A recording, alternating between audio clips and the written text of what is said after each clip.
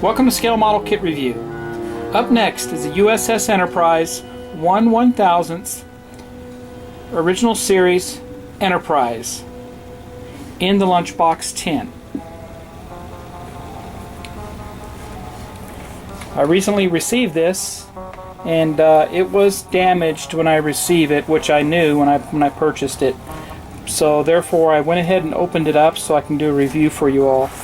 As you know, these collectible tins are highly collectible, and I figured I'd go ahead and open it up and we can look inside to see what's in with the kit.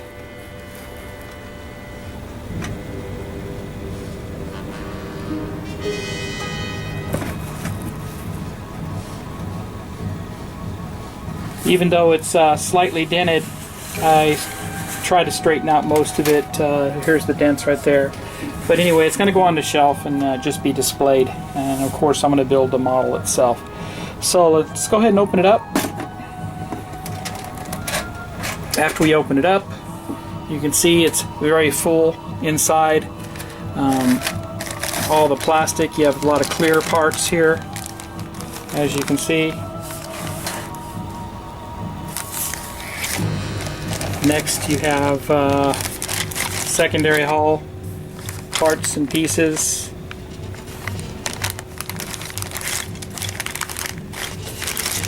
And after that you have the primary hull, the saucer.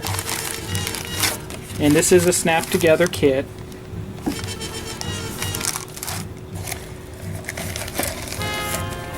Stand and parts of the warp engines and so forth and so on. It's actually a very nice kit. I kind of think it's very cool. Kit instructions, we'll look at those in detail a little more. Here's the warp engines, warp nacelles.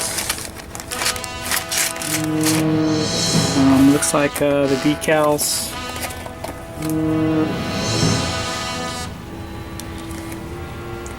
And we'll look at those in more detail too. And then inside, cardboard, the usual advertising, and a bonus Star Trek decal.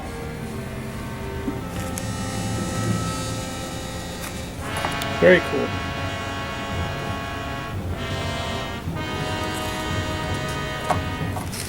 Alright, so I'll go ahead and take everything out of the bags, and I'll be right back with a detailed explanation of the parts. See you in a little bit. Okay, let's look at the kit instructions first.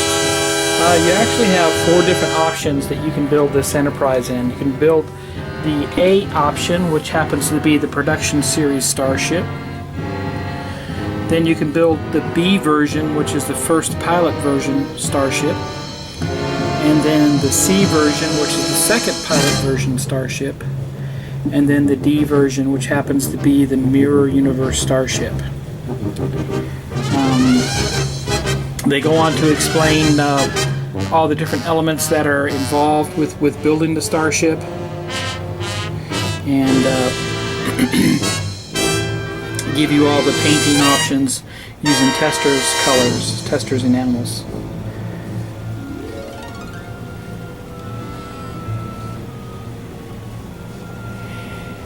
And of course, here's the first pilot version.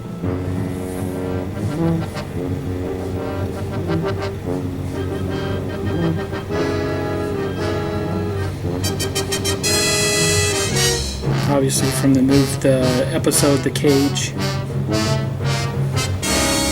Then in the second pilot was from the episode Where No Man Has Gone Before.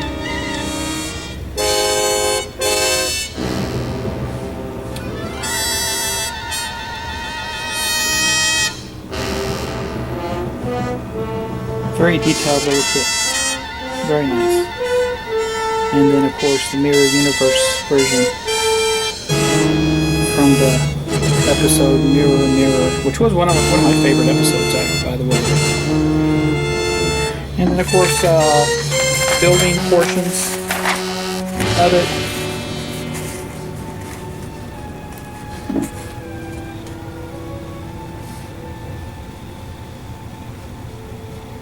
stickers and decals. And here's the paint callouts. A couple acrylic colors there, the clear ones, because they do give you the clear pieces. You could actually try to light this bad boy up if you wanted, which I may try to do.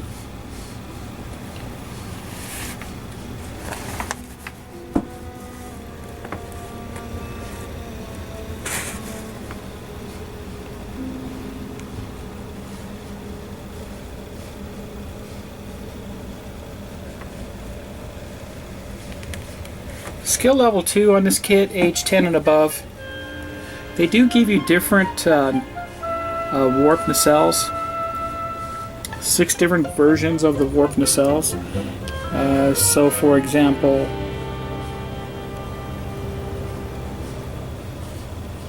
right there, and then this one here.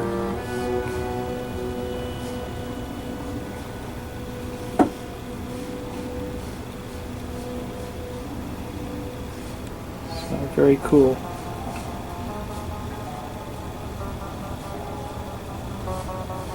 Two different bridges.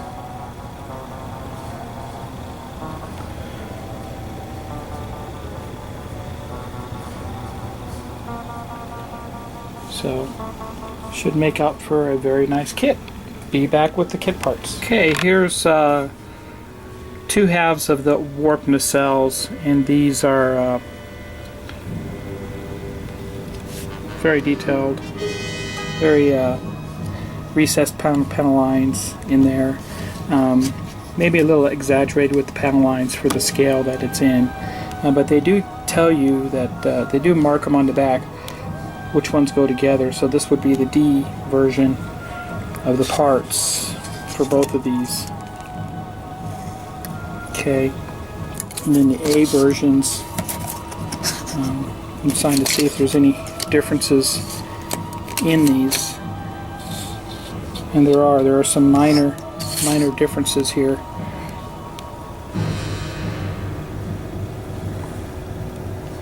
There's grills on the D version versus the A version doesn't have those grills on the sides there.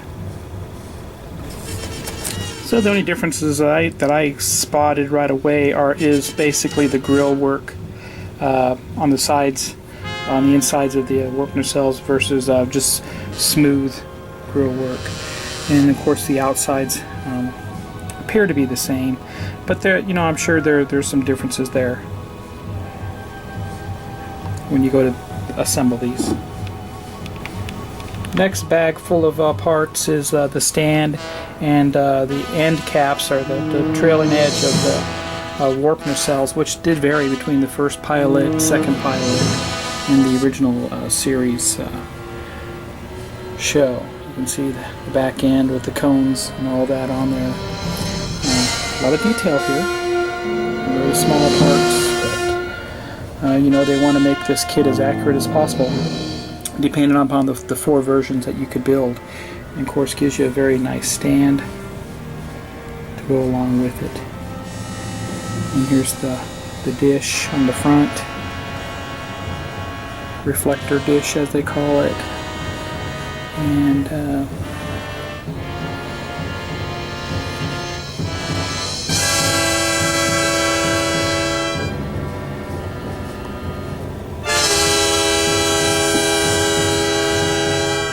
okay, the next bag contained the primary hull or the secondary hull, and looking at it closely, there's it's very smooth.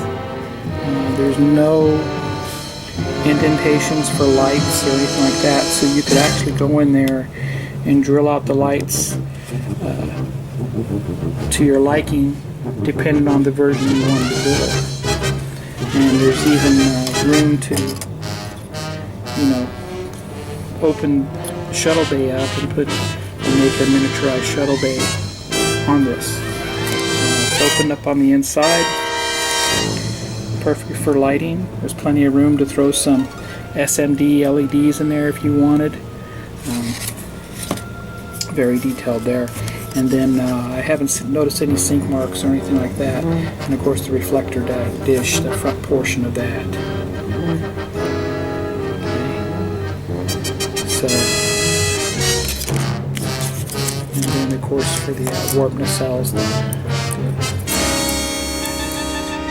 the mounts there too.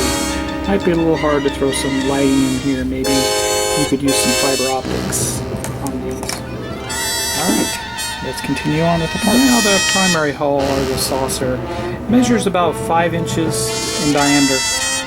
And if you look at it closely, it's completely smooth. There's no grid lines like on the 1350 ship. Once again, no holes have been drilled for the windows.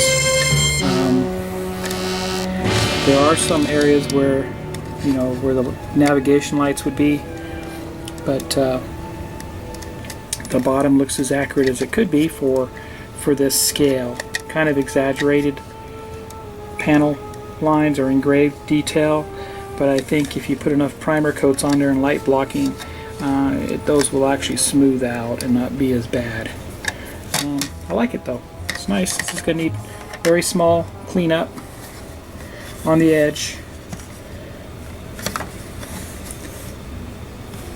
But it's actually a fairly nice size. 1/1000th scale is a doable scale to keep on the shelf. Wouldn't take up that much space. Now let's look at the decals. They do give you a very fine sheet of water slide decals, and everything seems to be in register and in good shape here. The options for all the versions of the Enterprises. For example, you do have the Mirror Universe Enterprise. You have the Constellation, the Defiant, and Exeter, and the numbers that are associated with those Enterprises. Very cool though, very nice. Nice register, nice color, decals for the grills on the warp nacelles. They give you all the windows if you don't want to drill them out, so easily apply the water slide decals to your kit. Very nice. What I did notice about most of the kit parts, there is leftover mold release agent on the parts, so I recommend you wash all the parts thoroughly before you assemble and start painting. But then it's a very nice kit.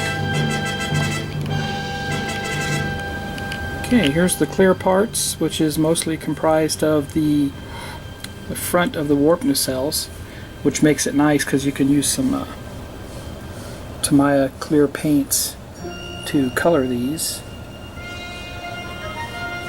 Don't know if you could actually find a miniature motor to actually put inside of this, but maybe you can just do the LED, a small LED array inside of here to give it the effect. Very nice and clear. And the bridge pieces are actually smoked. They're not clear at all.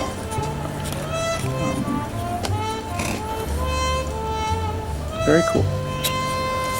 Very nice little kit. I'm actually very surprised that this kit included so many different options, the 4 different options for the Enterprise.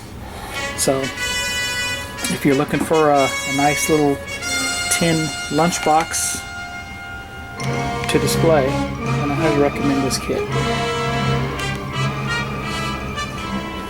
Thanks for watching, and happy modeling.